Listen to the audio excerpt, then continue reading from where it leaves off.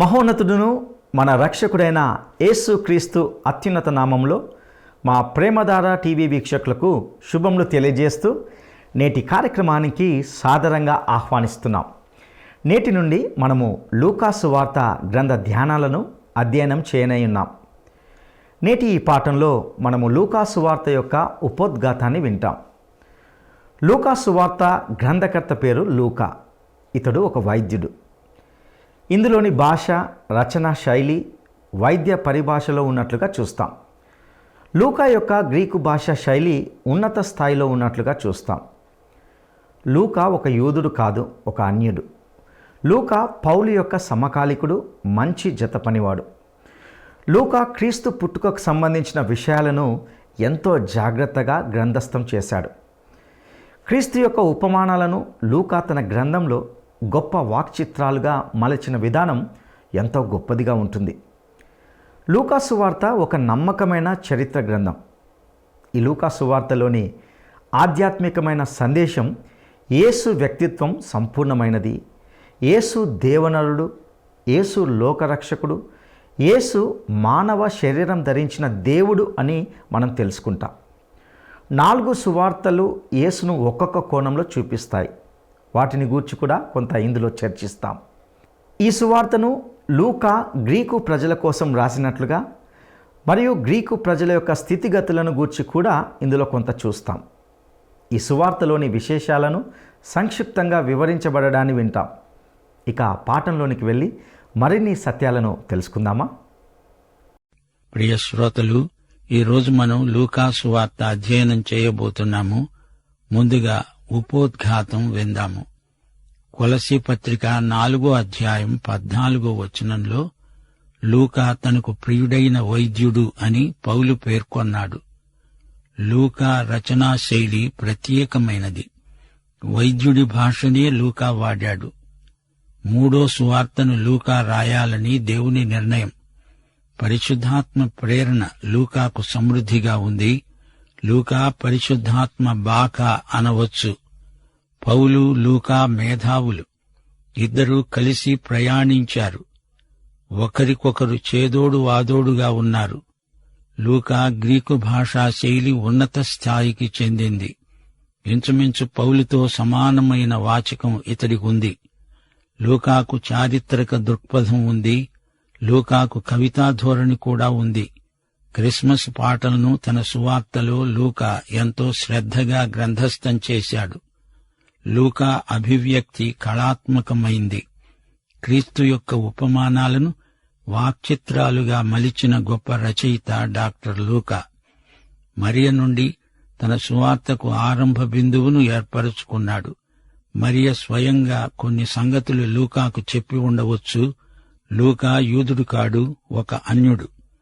కొలసీ పత్రిక 4వ అధ్యాయంలో సున్నతి పొందినవారని, పొందని వారని కొందరిని పౌలు పేర్కొన్నాడు. సున్నతి పొందని వారి జాబితాలో లూకా అనే వైద్యుడున్నాడు అని పరిచయం చేశాడు. అంటే లూకా యూదేతరుడు అని అర్థం. అపొస్తలుల కార్యముల గ్రంథాన్ని రాసింది లూకా. అపొస్తలుల కార్యములు 16వ అధ్యాయంలో పౌలు ఐరోపా ఖండానికి వెడుతున్నప్పుడు లూకా అతనితో ఉన్నాడు. 2 తిమోతి 4వ అధ్యాయం 11వ వచనంలో పౌలు అన్నాడు, లూకా మాత్రమే నా వద్ద ఉన్నాడు. నాకెంతో ప్రియుడైన వైద్యుడు లూకా. పౌలుకు లూకా ఎంతో ప్రియమైన జతపనివాడు. యేసుక్రీస్తును లూకా పరిచయం చేసిన విధానం ఎంతో అర్థవంతమో ఆకర్షణీయమో. యేసు రెండో మానవుడు, కడపటి ఆదాము. 1 కొరింథీ 15వ అధ్యాయం 45-47 వచనాల్లోని పౌలు వివరణ, ఆదాము అనే మొదటి మనుష్యుడు జీవించే ప్రాణి అయ్యాడు. కడపటి ఆదాము జీవింపచేసే ఆత్మ. మొదటి మనుష్యుడు భూసంబంధి అయి మంటి నుండి పుట్టినవాడు. రెండో మనుష్యుడు పరలోకము నుండి వచ్చినవాడు. ప్రతి మనిషిని యేసు రూపానికి మార్చాలని దేవుని సంకల్పం. 1 యోహాను 3వ అధ్యాయం 2వ వచనం, ప్రియులారా, ఇప్పుడు మనము దేవుని పిల్లలమై ఉన్నాము. మనమిక ఏమవుతామో అది ఇంకా ప్రత్యక్షపరచబడలేదు కాని ఆయన ప్రత్యక్షమైనప్పుడు ఆయన ఉన్నట్లుగానే ఆయనను చూస్తాము గనుక ఆయనను పోలి ఉంటామని ఎరుగుదుము. శ్రోతలు, యేసు రెండో మానవుడు, ఆ తరువాతనే మానవులందరూ. అయితే యేసే కడపటి ఆదాము. మానవతకు యేసే చిట్ట చివరి ఆదాము. హెబ్రీ పత్రిక 2వ అధ్యాయం 17వ వచనం ఇదే మాట అంటోంది. అన్ని విషయములలో ఆయన తన సహోదరుల వంటివాడు కావలసి వచ్చింది. ఆయన సహోదరులందరూ నూతన సృష్టిలో ఆయన వంటివారే. ఇది నిజం. లూకా సువార్త ఒక నమ్మకమైన చరిత్ర గ్రంథం. లూకా చరిత్రకారుడు. పౌలు చేసిన ప్రయాణాలను గురించి రాశాడు. లూకా గ్రంథస్థం చేసిన చరిత్ర వివరాలను ఏ చరిత్రకారుడు కాదనలేడు. చిన్నాసియాలోని సంఘటనలు, సంఘాలు లూకా తన రచనల్లో పేర్కొన్నాడు. 4 సువార్తల్లో లూకా సువార్త చరిత్రాత్మక వివరణలతో నిండి ఉన్నది. లూకా సువార్త ఆధ్యాత్మిక సందేశం. యేసు వ్యక్తిత్వం సంపూర్ణమైనది. యేసు దేవనరుడు, లోకరక్షకుడు. యేసు మానవ శరీరము ధరించిన దేవుడు. మత్తయి సువార్తలో యేసు మెస్సియాగా పరిచయమవుతాడు. మార్కు సువార్తలో యేసు ఒక గొప్ప సేవకుడు, యెహోవా సేవకుడు. లూకా సువార్తలో యేసు సంపూర్ణ మానవుడు. దేవుడు మానవుడై లోకానికి వచ్చాడని యోహాను సువార్త ప్రత్యక్షపరుస్తుంది. 4 సువార్తలు కలిసి యేసు యొక్క సమగ్ర సత్యాన్ని మనకు తేటగా చూపుతాయి. లూకా నజరేయుడైన యేసును దేవుడని శాస్త్రీయ విధానంలో రుజువుపరిచాడు. లూకా వైద్యుడు గదా. లూకా యోహాను సువార్తకు శాస్త్రీయమైన ధృవీకరణను ప్రతిపాదించాడు. మత్తయి సువార్తలోని యేసు మెస్సియా, రాజు, విమోచకుడు. మార్కు సువార్తలోని యేసు మహావిజేత. అందరికీ ఆయన పరిపాలకుడు, ప్రభువు. యోహాను సువార్తలోని క్రీస్తు దేవుని కుమారుడు. లూకా సువార్తలోని క్రీస్తు మన ప్రధాన యాజకుడు, మన బలహీనతలను భరించినవాడు. ఆయన మనకు సహాయకుడు, కనికరము చూపే ప్రభువు, మనలను ప్రేమించిన రక్షకుడు, విమోచకుడు. లూకా గ్రీకు ప్రజలకు రాసిన సువార్త ఇది. గ్రీకు దేశీయులు మానసిక పరిపక్వత గల ప్రజలు. క్రీస్తుపూర్వం 4వ శతాబ్దం నాటికే గ్రీకు దేశం మానవ మేధ ఎంత పరిణతి చెందగలదో లోకానికి చూపింది. ఏథెన్సు గ్రీకు సంస్కృతిలోని నిగ్గుదేరిన విజ్ఞానాన్ని చూపిందని రుజువైంది. మానవీయమైన సంస్కృతిని, సభ్యతను లోకానికి పరిచయం చేసింది గ్రీసు. మత సంబంధంగా ఎన్నెన్నో పురాణాలను వెలువరించింది.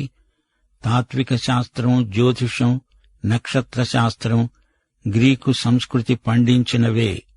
మహా అలెగ్జాండరు గ్రీకు సంస్కృతిని, గ్రీకు భాషా విశిష్టతను విశ్వవ్యాప్తం చేయడానికి ఎనలేని కృషి చేశాడు. ఈజిప్టులో అలెగ్జాండ్రియా అనే చోట పాత నిబంధన గ్రంథమంతా గ్రీకు భాషలోకి అనువదించటం జరిగింది. దీనినే సెప్టువజెంట్ అంటారు. కొత్త నిబంధన గ్రంథమంతా గ్రీకు భాషలోనే ఉంది. ఇన్ని ఉన్నా ఆధ్యాత్మికంగా గ్రీకు సంస్కృతి, సభ్యతలు దివాలా తీశాయి. ఈ లోకం గ్రీకు వారికి ఇల్లు, క్రీడాస్థలం, బడి, కర్మాగారం. అదే వారికి సమాధి అయింది. అందుకే ఏథెన్సులో బలిపీఠం మీద రాశారు, తెలియబడని దేవునికి. దాన్ని ఆధారం చేసుకుని పౌలు వారికి యేసుక్రీస్తు సువార్తను ప్రకటించాడు. ఆయన ప్రబోధం విని వారు ఈ వదరుబోతు చెప్పేది ఏమిటి అని తేలికగా మాట్లాడి పెదవి విరిచారు. మతాలు చేసిన నిర్వాకమేమిటి? ఇశ్రాయేలు మతం పరిసయ్యులను ఉత్పత్తి చేసింది. రోమా రాజకీయం ఒక సీజరును ఉత్పత్తి చేసింది. గ్రీకు వేదాంతం మహా అలెగ్జాండరును ఉత్పత్తి చేసింది. అయినా అతని పరిపక్వత అంతా బాల్య చాపల్యం కిందికే వస్తుంది. ఇలాంటి గ్రీకు మనస్తత్వాన్ని ఉద్దేశించి లూకా ఈ సువార్తను రచించాడు. క్రీస్తు యొక్క మానవత సంపూర్ణం, పరిపూర్ణం. ఆయన సార్వత్రిక దేవనరుడు. గ్రీకు వారికి అన్ని విధాలా తగిన మహారక్షకుడు యేసుక్రీస్తే. ఇదే లూకా సువార్త సందేశం. ప్రియ శ్రోతలు, లూకా సువార్త రక్షణ సువార్త. యేసు జన్మ వృత్తాంతంతో ఈ సువార్త మొదలవుతుంది. అలాగే బాప్తిస్మకుడైన యోహాను పుట్టుక, ఘనత వహించిన తెయోఫిలాకు ఈ గ్రంథాన్ని లూకా రాశాడు. మిగతా 3 సువార్తలలో లేని కొన్ని విశేషాలు లూకా సువార్తలో ఉన్నాయి. ఈ సువార్తలో క్రిస్మస్ పాటలున్నాయి. కన్యక గర్భధారణను గురించి ఎక్కువ వివరాలు లూకా రాశాడు. కన్యక కుమారుణ్ణి కనడమనేది కేవలం పరిశుద్ధాత్మ చేసిన అద్భుతమని లూకా విశదీకరించాడు. ఈ సువార్తలోని 20 అద్భుతాలలో 6 మాత్రం మరే సువార్తలోనూ రాయబడి ఉండలేదు. లూకా సువార్తలో 23 ఉపమానాలున్నాయి. వీటిలో 18 ఏ ఇతర సువార్తలోనూ రాయబడి ఉండలేదు. తప్పిపోయిన కుమారుడు, మంచి సమరయుడు ఉపమానాలు లూకా సువార్తలో ప్రత్యేకమైనవి. యేసు పునరుత్థానుడై ఎమ్మాయు మార్గంలో 2 విశ్వాసులతో కాలినడకన ప్రయాణం చేయడం ఈ సువార్తలో ఎంతో మనోజ్ఞంగా చిత్రించబడింది. యేసు చనిపోయి తిరిగి లేచాక కూడా మానవత్వాన్ని విసర్జించలేదు. ఈ రోజున కూడా దేవునికి మనకు మధ్యవర్తిగా యేసు నరుడుగానే పరిచర్య చేయడం గొప్ప విశేషం. పునరుత్థానం ఆత్మకు కాదు, శరీరానికి.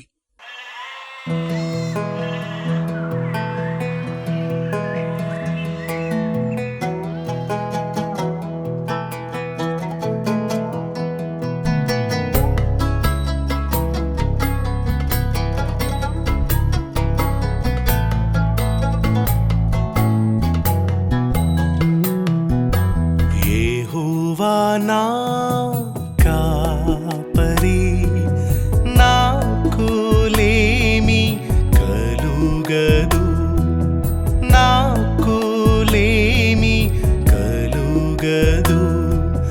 యెహోవా నా కాపరి, నాకులేమి కలుగదు, నాకులేమి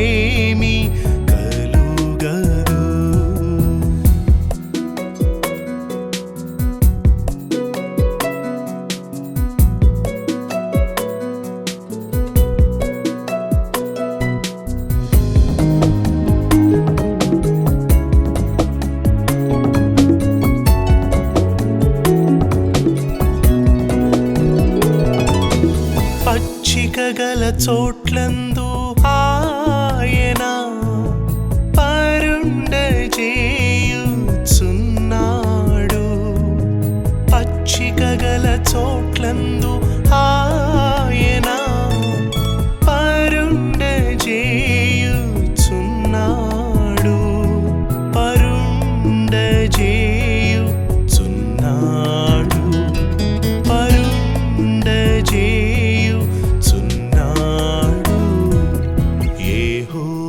నా కాపరి, నాకులేమి కలుగదు, నాకులేమి కలుగదు.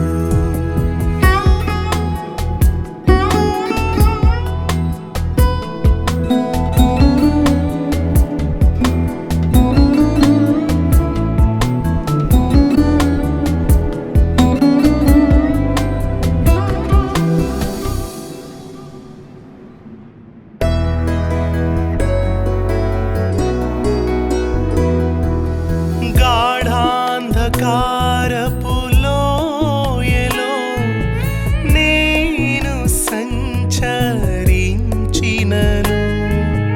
గాఢాంధకారపు లోయలో నేను సంచరించినను, నేను సంచరించినను, నేను సంచరించినను. యెహోవా నా కాపరి,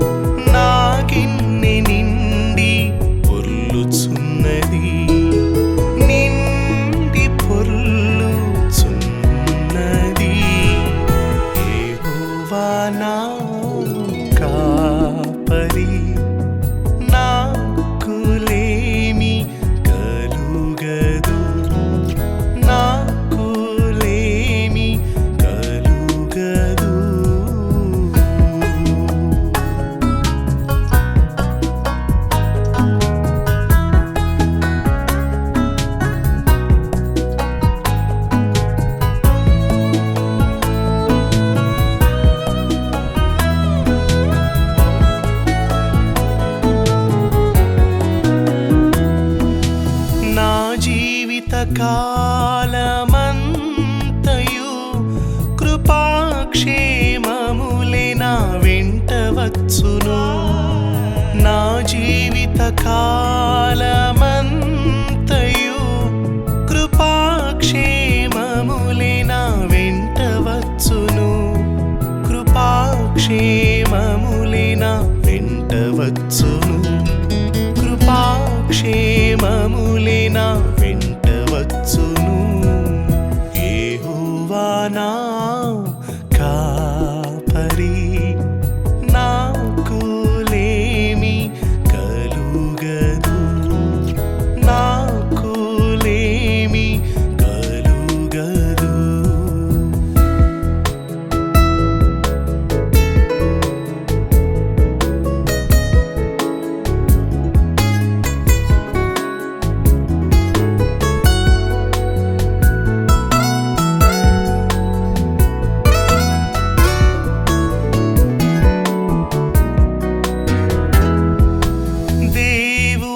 మహిమా మందిరమునందు చిరకాలమంతయు నివసింతును. దేవుని మహిమా మందిరమునందు చిరకాలమంతయు నివసింతును. చిరకాలమంతయు. 1 కొరింథీ 15:44 ప్రకృతి సంబంధమైన శరీరముగా విత్తబడి ఆత్మ సంబంధ శరీరముగా లేపబడుతుంది. మానవీయమైన సానుభూతి ఈ సువార్త అంతటా పర్యాప్తమై ఉంది. యేసుక్రీస్తు కనికరం ఆయన మాటల్లో, చేతల్లో, వైఖరులలో నిండుగా కనపడుతుంది. యేసు జాలి, సహానుభవం వర్ణనాతీతమైనవి. శ్రమబాధితులైన మానవుల పట్ల పరమవైద్యుడైన యేసుకు ఎంత కనికరమో వైద్యుడైన లూకా తన సువార్తలో ఎంతో ఘనంగా చిత్రించాడు. లూకా పలు సందర్భాలలో వైద్య పరిభాషలోని మాటలను వాడతాడు. సన్నివేశాలను కన్నులకు కట్టినట్లు చూపుతాడు. గబ్రియేలు దూత వృద్ధ దంపతులైన జకర్యా, ఎలిజబెత్తులకు యోహాను జన్మను గురించి ముందుగా చెబుతాడు. అలాగే గబ్రియేలు మరియకు యేసు జన్మను గురించి, కన్యకకు ఆయన పుడతాడని తెలియచేశాడు. మరియా, ఎలిజబెత్తు ఒకరినొకరు పాటలతో అభినందించుకుంటారు. బాప్తిస్మకుడైన యోహాను పుడతాడు. జకర్యా ప్రవచన గీతమెత్తి పాడతాడు. యేసు పుట్టాడు. యేసు శిశువును ఆలయానికి తెస్తారు. సున్నతి సంస్కారం. యేసు బాలుడు తన 12వ ఏట పండితుల గోష్ఠీ సభలో పాల్గొన్నాడు. యేసు పశులశాలలో పుట్టాడు. దేవదూతల గానం, కాపరులు వచ్చి యేసును సందర్శించడం, సుమయోను యేసు బాలుణ్ణి ఎత్తుకొని పాట పాడాడు. అన్నా కూడా యేసుకు స్వాగతం పలికింది. యేసు బాలుడు నజరేతులో మరియ యోసేపుల వద్ద పెరిగాడు. యేసు మనసునందు, శరీరాత్మలందు ఎంతో ఎదిగాడు. బాప్తిస్మమిచ్చిన యోహాను సేవ, యేసు యోహాను చేత బాప్తిస్మము పొందాడు. తండ్రి కుమార పరిశుద్ధాత్మలు సమావేశమైన సందర్భమది. మరియ వంశావళి పేర్కొనబడింది. మరియ కూడా దావీదు వంశానికి చెందినదే. దావీదు నుండి వంశావళి మరియ వరకు పొడిగించబడింది. నజరేతు ఆయన పెరిగిన స్థలం. ఆయన స్వస్థలంలో ఘనత పొందలేదు. ఆయన మనలాగే శోధించబడ్డాడు. హెబ్రీ పత్రిక 4:15 మన ప్రధాన యాజకుడు మన బలహీనతలయందు మనతో సహానుభవము లేనివాడు కాడుగాని సమస్త విషయములలో మన వలనే శోధించబడినా ఆయన పాపము లేనివాడుగా ఉన్నాడు. సైతాను 3 సార్లు యేసును శోధించాడు. యేసు 3 శోధనలను గెలిచి అద్భుత విజయం సాధించాడు. యేసు తనతో ఉండడానికి 12 అపోస్తలులను ఏర్పరచుకున్నాడు. కుష్ఠరోగులను స్వస్థపరిచాడు. పక్షవాత రోగిని బాగుచేశాడు. 5,000 మందికి ఆహారం పెట్టాడు. కొండపై యేసు రూపాంతరం చెందాడు.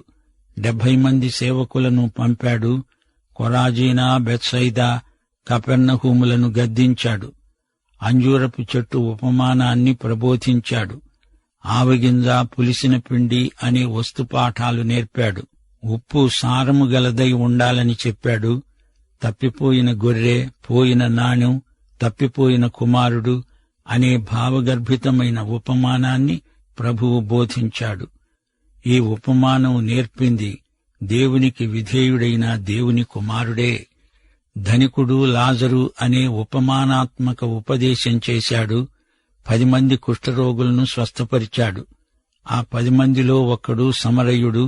అతడు మాత్రమే కృతజ్ఞతలు చెప్పడానికి ప్రభువు వద్దకు తిరిగి వచ్చాడు. సుంకరీ పరిసయుడు, వీరిద్దరి ప్రార్థనల్లో ఉన్న వ్యత్యాసాన్ని ప్రభువు తేటగా చూపించాడు. ఒక ధనిక యువకునికి దశాజ్ఞల్లోని 5 ఆజ్ఞలను ఎత్తిచూపి తాను అతనికి ప్రభువు అయి ఉండాలంటే అతడు శిష్యత్వపు వెల చెల్లించాలి అని ప్రబోధం చేశాడు. యేసు యెరికో పట్టణంలో జక్కయ్యను వ్యక్తిగతంగా అతని ఇంట్లో అతని కుటుంబాన్ని కలుసుకొని అందరినీ రక్షించాడు. యేసు యెరూషలేము దేవాలయాన్ని శుద్ధి చేశాడు. బియద విధవరాలి కానుకను ప్రభువు ఎంతగానో ప్రశంసించాడు. లూకాసువార్త 22-23 అధ్యాయాలలో యేసు మనకు బంధు విమోచకుడుగా సాక్షాత్కరిస్తున్నాడు. యూదా ద్రోహం తలపెట్టాడు. ప్రధాన యాజకులతో ఒప్పందం చేసుకున్నాడు. యేసును అప్పగించడానికి బేరం కుదుర్చుకున్నాడు. యేసు తన చివరి పస్కా భోజనం ఏర్పాటు చేసుకున్నవాడై దానినే ప్రభువు భోజన సంస్కారంగా ప్రతిష్ఠించాడు. తన శిలువ వేతను యేసు ముందుగా ప్రవచించాడు. రాబోయే రాజ్యంలో తన 12 అపొస్తలులు మహోజ్వల భవిష్యత్తు కలిగిన వారని చూపాడు. పేతురు యేసును ఎరగనని 3 సార్లు బొంకాడు. యేసు తన శిష్యులకు రాబోయే శ్రమలను గురించి హెచ్చరిక మాటలు చెప్పాడు. గెత్సెమనీ తోటలో మహావేదనామయుడైన ప్రభువు మనకు కనిపిస్తాడు. యూదా ప్రభువును అప్పగిస్తాడు. మానవ చరిత్ర అంతటిలోకి అది ఒక అమానుష చర్య. ప్రధాన యాజకుని ఎదుట ఒక ముద్దాయిగా యేసు నిలువబడ్డాడు. పేతురు ప్రభువును నేను ఎరగనంటే ఎరగను అని 3 సార్లు అన్నాడు. యేసును సిపాయిలు అపహాస్యం చేశారు, కొట్టారు. సన్హెద్రిను సభ ఎదుట ఆయనను హాజరుపరిచారు. పిలాతు ఎదుట యేసు నిలవబడి ఉండడం చూస్తాము. పిలాతు, హెరోదు యేసు పట్ల చూపిన వైఖరి ఎలాంటిదో చూడబోతాము. బరబ్బాకు విడుదల, యేసుకు శిలువ వేత నిర్ణయించబడింది. అధికారులు, సిపాయిలు యేసును వేళాకోళం చేస్తారు. శిలువకు ఇరువైపుల ఉన్న 2 దొంగలలో ఒకడు ప్రభువును అంగీకరించి పరలోక పౌరుడైపోయాడు. ప్రభువు తన తండ్రికి ఆత్మను అప్పగించుకున్నాడు. ఆ తరువాత యోసేపు తన కోసం తొలిపించుకున్న సమాధిని యేసుకిచ్చాడు. అందులో యేసును సమాధి చేస్తారు. యేసు పరిపూర్ణ మానవుడు. లూకాసువార్త 24 అధ్యాయంలో యేసు పునరుత్థానం ఎంతో అద్భుతంగా వర్ణించబడింది. యేసు సమాధి నుండి లేచాడు. ఎమ్మాయి మార్గమందు 2 విశ్వాసులతో ప్రభువు నడిచాడు. ఆ 2 శిష్యులకు తనను తాను ప్రత్యక్షపరచుకున్నాడు. శిష్యులందరూ కూడి ఉండగా యేసు వారికి సాక్షాత్కరించాడు. 11 శిష్యులు యేసును చూచి పరమానంద భరితులయ్యారు. సమస్త సృష్టికి సువార్త ప్రకటించవలసిందని వారికి ఆజ్ఞాపించాడు. శ్రోతలు వింటున్నారా? ఈ రోజు వరకు కూడా యేసు సజీవుడు. ఆయన పరిపూర్ణ మానవుడై ఉండి దేవుని వాక్యాన్ని ధృవపరుస్తున్నాడు. యేసు సంపూర్ణ మానవుడై తన మానవతతోనే పరలోకానికి ఆరోహణమై వెళ్లిన వైనం లూకాసువార్త చివరి అధ్యాయంలో వివరించబడింది. పరలోకంలో దేవునికి మనకు మధ్యవర్తిగా ఉన్న మహా ఆధ్యాత్మిక చక్రవర్తి యేసుక్రీస్తు తన వారిని ఆశీర్వదిస్తూనే ఉన్నాడు. ప్రియశ్రోతలు, ఇది లూకా సువార్త. ఇందులో 24 అధ్యాయాలున్నాయి. ప్రతి అధ్యాయం ఆధ్యాత్మిక సత్యాలతో నిండి ఉంది. 29 సందేశాలలో ఈ గ్రంథమంతా పూర్తిగా ప్రతి వచనం అధ్యయనం చేయబోతున్నాము. ప్రతి పాఠం సావధానంగా వినండి. హెబ్రీ పత్రిక 4వ అధ్యాయం 12వ వచనంతో ఈ సందేశాన్ని ముగించగోరుతాము. దేవుని వాక్యము సజీవమై బలముగలదై 2 అంచులు గల ఎటువంటి ఖడ్గము కంటే వాడిగా ఉండి ప్రాణాత్మలను, కీళ్లను, మూలుగను, విభజించేటంత మట్టుకు దూరుతూ హృదయం యొక్క తలంపులను ఆలోచనలను శోధిస్తున్నది. పాఠం ఇంతటితో సమాప్తం. మన ప్రభువైన యేసుక్రీస్తు వారి దివ్యకృప, తండ్రి అయిన దేవుని పరమ ప్రేమ, పరిశుద్ధాత్మ యొక్క అన్యోన్య సహవాసము మనకందరికీ నిత్యత్వము పర్యంతము తోడై ఉండునుగాక. ఆమేన్. ప్రియులరా, ఇంతవరకు మనము లూకా సువార్త యొక్క ఉపోద్ఘాతాన్ని విన్నాం. లూకా సువార్త యొక్క గ్రంథకర్త లూకా అని, అతని యొక్క నేపథ్యాన్ని గురించి కొన్ని వివరాలను తెలుసుకున్నాం. ఇతడు ఒక వైద్యుడని, ఒక అన్యుడని, పౌలు యొక్క సమకాలికుడుగా, మంచి జత పనివానిగా ఉన్నట్లుగా చూశాం. ముఖ్యంగా యేసుక్రీస్తును ఈ లోకానికి పరిచయం చేసిన విధానం ఎంతో అర్థవంతంగా, లూకా సువార్త ఒక నమ్మకమైన చరిత్ర గ్రంథంగా ఉన్నట్లుగా చూశాం. ఈ లూకా సువార్తలోని ముఖ్యమైన ఆధ్యాత్మికమైన సందేశం యేసు వ్యక్తిత్వం సంపూర్ణమైనదని, యేసు దేవనరుడని, యేసు లోకరక్షకుడని, యేసు మానవ శరీరం ధరించిన దేవుడుగా ఈ సువార్త ద్వారా మనకు కనిపిస్తాడు. క్రీస్తు యొక్క మానవత సంపూర్ణం, పరిపూర్ణమైనది. ఆయన సార్వత్రిక దేవనరుడు. ఇదే లూకా సువార్త యొక్క ముఖ్య సందేశం. ప్రియులారా, యేసు యొక్క మానవీయమైన సానుభూతి, కనికరం ఆయన మాటల్లో, చేతల్లో, వైఖరుల్లో నిండుగా కనపడుతుంది. యేసు జాలి, సహానుభవం వర్ణనాతీతం. శ్రమ, రోగబాధితులైన మానవుల పట్ల పరమ వైద్యుడైన యేసు ఎంత కనికరం కలిగి ఉన్నాడో మనం గ్రహించగలం. ఈ సువార్తలోని 24 అధ్యాయాలను క్రమబద్ధంగా ధ్యానించడానికి సిద్ధపడుతూ క్రమంగా ఈ కార్యక్రమాలను వీక్షించి దైవ దీవెనలు పొందండి. అటు కృప దేవుడు మీకు దయచేయునుగాక. దైవాశీస్సులు.